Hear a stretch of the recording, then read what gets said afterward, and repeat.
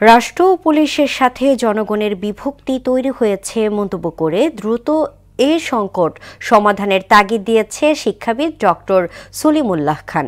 বৃহস্পতিবার পুলিশ সপ্তাহ উপলক্ষে আয়োজিত মতবিনিময় সভায় তিনি কথা বলেন। এতে নিউ এইজ সম্পাদক নুরুল কবির বলেন, জনবান্ধব হতে হলে আগে পুলিশকে মানুষের ভাষা বুঝতে হবে। সাবেক আইজিপি নুরুল হুদার মতে পুলিশ বাহিনীর মূল সমস্যা দুর্নীতি।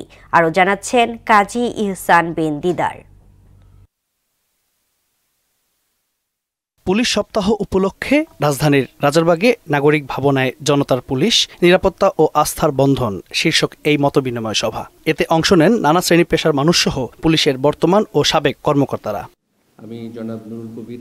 উদ্বোধনী বক্তব্য রাখেন পুলিশ প্রধান। শুভেচ্ছা জানান অতিথিদের। সকলকে তাদের মূল্যবান সময় ব্যয় করে এখানে আসার জন্য আন্তরিক ধন্যবাদ জানাই। এতে শিক্ষাবিদ ডক্টর সলিমুল্লাহ খান বলেন, জনসম্পৃক্ততা অতি গুরুত্বপূর্ণ একটি বিষয়। পুলিশের সঙ্গে জনগণের এ দূরত্ব দ্রুত কমাতে হবে। পুলিশ এখন যে একটা অদ্ভুত অবস্থায় আছে, তাদের জনপ্রিয়তায় ভাটা পড়েছে, যেটুকু থাকা উচিত পুলিশের নেই, তার কারণ অনুসন্ধান করার মতো আমাদের উদার চিত্ত থাকা উচিত। অনুষ্ঠানে নিউ এজ সম্পাদক নুরুল কবির বলেন, পুলিশকে জনবান্ধব হতে হলে মানুষের ভাষা বুঝতে হবে। পুলিশকে ন্যায় পরায়ণতা কিংবা অন্যায় সেটা দেখবার বুদ্ধিমত্তা, মননশীলতা এবং হৃদয়বৃত্তি থাকা দরকার।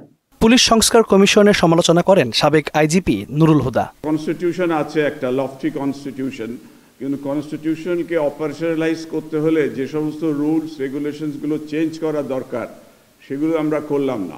নাগরিক সমাজের প্রতিনিধিদের সঙ্গে অনুষ্ঠিত সভায় আইন শৃঙ্খলা পরিস্থিতি নিয়ে উঠে আসে নানা পরামর্শ এবং চাহিদার কথা। সমাজে যারা পিছিয়ে আছে তাদের সামাজিক নেটওয়ার্ক খুব দুর্বল।